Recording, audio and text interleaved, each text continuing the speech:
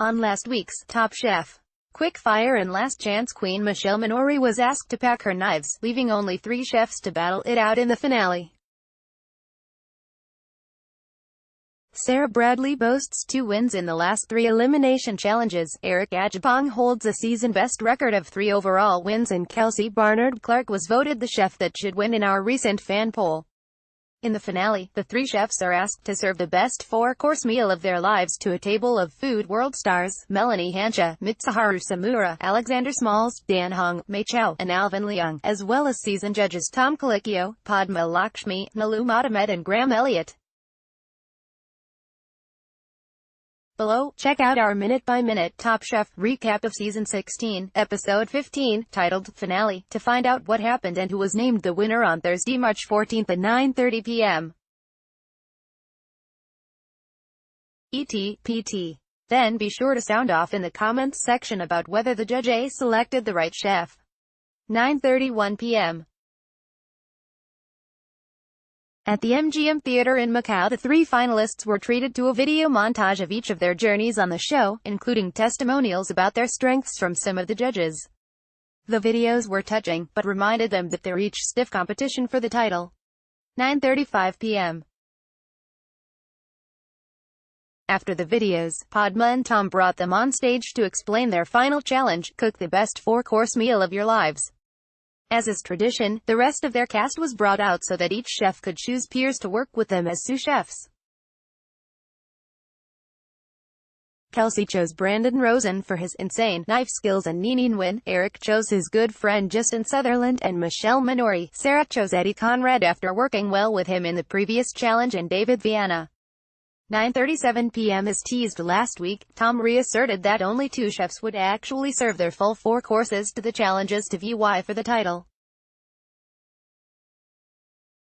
2 hours into their official cook time, each chef will serve their first course to the judges, and a decision will be made which one impressed them the least. 9:38 p.m. In their meal planning brainstorming sessions, Kelsey told Eddie and David that the concept of her meal would be summers in the South, using traditional Southern cuisine mixed with the influences of the Macau. Eric was obviously going to stick to his West African roots like he has all season, but also tell the story of the transatlantic slave trade and how the flavors of Africa came to the American South. Sara also planned to stick to her heritage and cook Southern food, but infuse it with hints of the Macanese and Portuguese tradition as well. 9:43 p.m. While shopping for ingredients, Kelsey once again benefited from having Brandon, as well as Nini, on her team due to their vast knowledge of Chinese cuisine and the flavor profiles of its ingredients. She previously used Brandon's knowledge to her advantage in one of the first quickfires in Macau. Unlike Kelsey and Sara, who appeared to shop only at the Macanese market, Eric and his team split their time between the market and a more traditional supermarket where he found the spices he'd need for some of his dishes. 9:55 p.m. In the kitchen, the teams focused heavily on their first courses, knowing that for one of them it would be the only dish they served. Kelsey's team had to make a second batch of cornbread after the first attempt was too salty and tasted too strongly of baking soda, while both Eric and Sara did multiple rounds of taste testing of their spices and sauces, key components of each of their dishes. See why Top Chef, in its 16th season, is still the creme de la creme of U.S. food shows. 10:01 p.m. For their first courses, Sara served chili prawns with boiled peanuts and grapes, a dish that reminded her of family trips. Kelsey served cornbread. 10:03 p.m. The judges loved that Eric stayed true to the vision he's had all season, and while Padma was specifically taken by the use of finger limes, both Graham and Tom were concerned that he used too many ingredients that detracted from the beef. Both the guys found Sara's shrimp to be perfectly prepared, but Nalu thought it was a little bit off in texture. As for Kelsey's dish, Padma felt like she was transported into Kelsey's memory without having been there herself, and Graham liked that she, too, maintained her vision, but Nalu hoped there would be more flavor in the buttermilk. 10:05 p.m. The decision ultimately came down to Eric's burnt lotus root chips and the fact that the center of his dish, the beef, wasn't as present as it should have been. And so, sadly, Eric was eliminated, leaving longtime friends and the two Southern chefs, Sara and Kelsey, to battle it out with their remaining 3 courses. 10:07 p.m.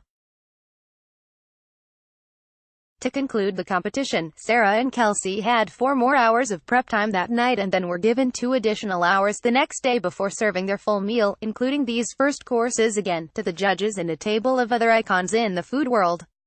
10:09 p.m. One of the executive decisions Sara made for her meal was to not cook a dessert course and instead focus on meats and vegetables, which she knows she can cook well. During a visit to the kitchen, Tom and Graham backed her up on her decision, offering up some relief to a decision that seemed like a bit of a risk at first thought. In Kelsey's visit, Tom suggested that she add something to her first course to make the dish more substantial. Luckily, she had planned backups and had extra crawfish that she could throw on top. See Top Chef Season 15 winner, ranked Joe Flam against 14 past picks, poll, 10:19 p.m. In terms of service, Kelsey and Sara did not have to cook at the same time. Instead, Kelsey and her team had access to the kitchen first and would serve all 4 of their dishes before Sara and her team took over to cook and serve their meal. 10:25 p.m. As suggested, Kelsey added the crawfish to her first course, making it a complete first course of cornbread. The rest of Kelsey's meal was second course, French oysters, fishy swaz, Chinese chives, pickled green tomato and cheese straw. Third course, soft shell crab and field peas with a pesto sauce. Fourth course, peach cobbler. 10:37 p.m.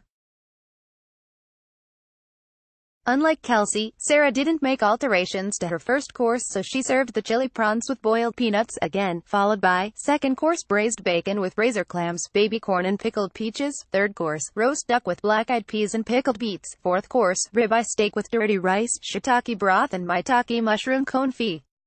10:51 p.m. At judges' table, Sara earned high marks for her starter course, and although Kelsey's cornbread wasn't as good on the second time as it was the first time, they thought it was overall better. In the second course, Kelsey took a clear edge over Sara, who even admitted that it was her least favorite part of her meal.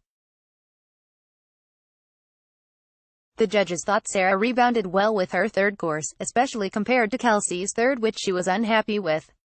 As far as last courses went, Tom thought Sara's was near perfect and Graham thought it was a bold move with a big payoff, went with steak instead of dessert. For Kelsey's dessert, some of the judges had issues with parts of it, but altogether thought it was still a very strong showing. 10:57 p.m. With their families and the rest of the contestants surrounding them, Kelsey and Sara approached the judges' table once again to hear the results. They entered the competition as best friends and said all along that if one of them couldn't win that they wanted the other to, but at the end of the day it was Kelsey who cooked the final meal the judges liked more, and so she was cleared top chef. Congrats to Kelsey and to all the fans that voted for her in our poll of who should win. See Top Chef winners, Where Are They Now? Seasons 1 to 15. Photos.